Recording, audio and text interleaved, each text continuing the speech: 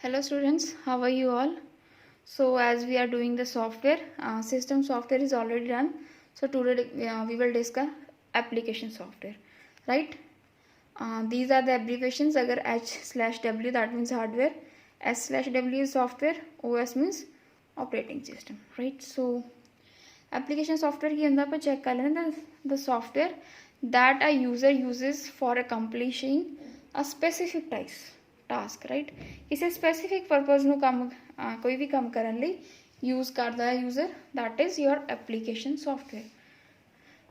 Is used by the users to perform specific task right तुसीं कोई भी ਇਹਦੇ ਵਿੱਚ डेफिनेशन लिख सकते हो it may be a single program और सेट ऑफ प्रोग्राम्स एक सिंगल भी हो सकता है एप्लीकेशन सॉफ्टवेयर और set of programs means multiple programs भी हो सकते हैं a set of program that written for a specific purpose means right अगर आप स्कूल ਲਈ कोई अपन सॉफ्टवेयर चाहिए राइट वो अपने school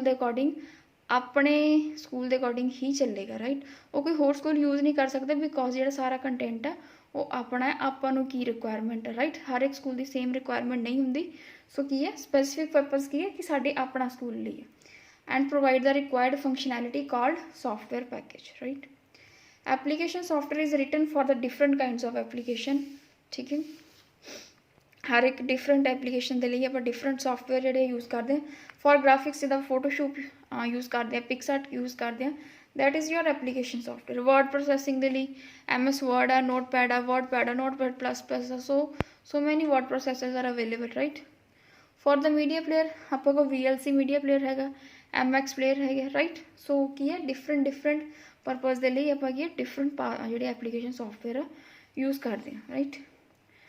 suit of software important term है कि होंगे a software package which has same type of software एक पैकेज के जो काफ़ी सारे थोड़ा सॉफ्टवेयर मिल जाते that is your suit of software for example MS office है वो होंगे वर्ड भी होंगे एक्सेल SS पब्लिशर राइट वो काफ़ी सारे जोड़े सॉफ्टवेयर अवेलेबल होंगे that is your suit of software right examples आप चैक कर लें कि एप्लीकेशन सॉफ्टवेयर की होंगे ठीक है जो स्कूल का हर एक स्कूल का डिफरेंट होएगा होटल का अटेंडेंस सिस्टम हो गया बैंक हर एक बैंक के अकॉर्डिंगली अपना सिस्टम उन्होंने होएगा राइट सो हॉस्पिटल के अकॉर्डिंग अपना हॉस्पिटल के अकॉर्डिंग वो अपना जोड़ा है सॉफ्टवेयर जोड़ा है वो लै सकते हैं सो नैक्सट इज़ डिफरेंस की है एप्लीकेशन सॉफ्टवेयर और सिस्टम सॉफ्टवेयर के जोड़ा इंपॉर्टेंट क्वेश्चन है right system software is use for operating computer hardware जो हार्डवेयर आ उन्होंने की ऑपरेट करने यूज़ करते हैं right but on the same way कि आप एप्लीकेशन सॉफ्टवेयर क्यों यूज़ करते हैं perform a specific task right system software installed in computer when operating system is installed जो ऑपरेटिंग सिस्टम इंस्टॉल होंगे सिस्टम सॉफ्टवेयर भी नाल तो ही इंस्टॉल हो जाता उस टाइम बट एप्लीकेशन सॉफ्टवेयर की है यूज़र अपनी रिक्वायरमेंट के अकॉर्डिंग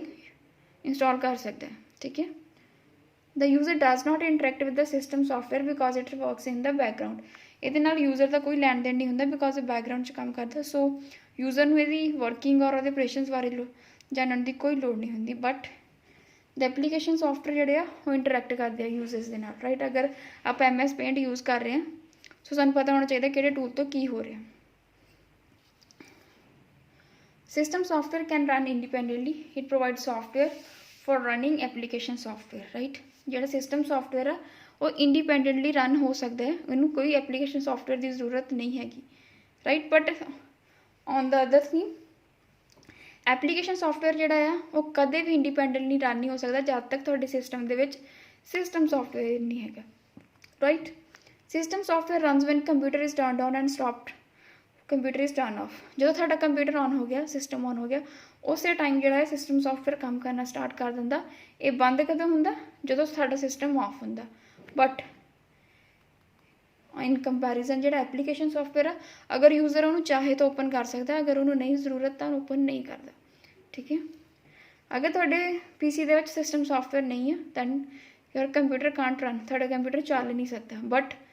अगर एप्लीकेशन सॉफ्टवेयर है नहीं है तो साडा सिस्टम तो भी चलेगा राइट ये की इनकलूड होंगे ऑपरेटिंग सिस्टम यूटिलिटीज़ कंपाइलर्स जोड़े होंगे आप इनकलूड करते हैं बट ये की है आप कोई स्पैसीफिक प्रोग्राम जोड़े कि आपू जरूरत के अकॉर्डिंग चाहिए होंगे it controls and coordinate the operations of computer system ये कंट्रोल करता और कोआर्डीनेट करता कि ਆਪਰੇਸ਼ਨਸ ਨੂੰ ਕੰਪਿਊਟਰ ਸਿਸਟਮ ਦੇ, ਰਾਈਟ। ਬਟ ਇਹ ਕੀ ਹੈ, ਡੇ ਟੂ ਡੇ ਟਾਸਕ ਆ, ਠੀਕ ਹੈ। ਤਾਂ ਨਥਿੰਗ, ਕੋਈ ਲੈਣ ਦੇਣ ਨਹੀਂ ਹੈਗਾ। ਜਿਹੜਾ ਵੀ ਕੰਪਿਊਟਰ ਕੀ ਕੰਮ ਕਰਦਾ ਕੀ ਨਹੀਂ ਕਰਦਾ ਉਹਦਾ ਕੁਛ ਵੀ ਮਤਲਬ ਨਹੀਂ ਐਪਲੀਕੇਸ਼ਨ ਸੋਫਟਵੇਅਰ ਦਾ, ਉਹਨੇ ਸਿਰਫ ਆਪਣਾ ਹੀ ਕੰਮ ਕਰਨਾ, right. It is hard to create and modify system software. ਆਪਾਂ ਖੁਦ ਜਿਹੜੇ ਆ ਕ੍ਰੀਏਟ ਵਗੈਰਾ ਨਹੀਂ ਕਰ ਸਕਦੇ। ਇਹਨੂੰ ਕੌਣ ਕ੍ਰੀਏਟ ਕਰਦਾ? ਮੈਨੂਫੈਕਚਰਰ ਔਰ ਕੰਪਨੀ, ਜਿਹੜੀ ਵੀ ਕੰਪਨੀ ਇਹਨਾਂ ਨੂੰ ਬਣਾਉਂਦੀ ਹੈ ਉਹ ਬਣਾਉਂਦੇ, ਠੀਕ ਹੈ। But on the other hand ਜਿਹੜੇ ਕਿ ਸਿਸਟਮ ਸੋਫਟਵੇਅਰ ਆ ਇਹ ਕੀ ਹੈ, ਸੌਰੀ ਐਪਲੀਕੇਸ਼ਨ ਸੋਫਟਵੇਅਰ ਆ, ਇਹ ਈਜ਼ੀ ਹੈ ਕ੍ਰੀਏਟ ਔਰ ਮੋਡੀਫਾਈ ਕਰਨੇ। ਬਿਕੋਜ਼ ਅਗਰ ਕਿਸੇ ਨੂੰ ਵੀ ਪ੍ਰੋਗਰਾਮਿੰਗ ਦੀ ਥੋੜ੍ਹੀ ਜਿਹੀ ਵੀ ਨੌਲੇਜ ਹੈ ਉਹ ਕੀ ਹੈ, ਆਪਣਾ ਐਪਲੀਕੇਸ਼ਨ ਸੋਫਟਵੇਅਰ ਖੁਦ ਬਣਾ ਸਕਦੇ ਹੈ, ਠੀਕ ਹੈ। ਐਗਜ਼ਾਮਪਲਸ ਨੇ operating system, windows, Linux, Unix, ਔਰ ਇਹਦੀਆਂ ਕਿ MS ਆਫਿਸ, ਨੋਟਪੈਡ, ਸਕ੍ਰੈਚ, ਜਿੰਨੇ ਵੀ ਤੁਸੀਂ ਐਪਲੀਕੇਸ਼ਨ ਸੋਫਟਵੇਅਰ ਯੂਜ਼ ਕਰ ਰਹੇ ਹੋ। ਸੋ these are the examples. So hope this is clear to everyone. Thank you and have a nice day.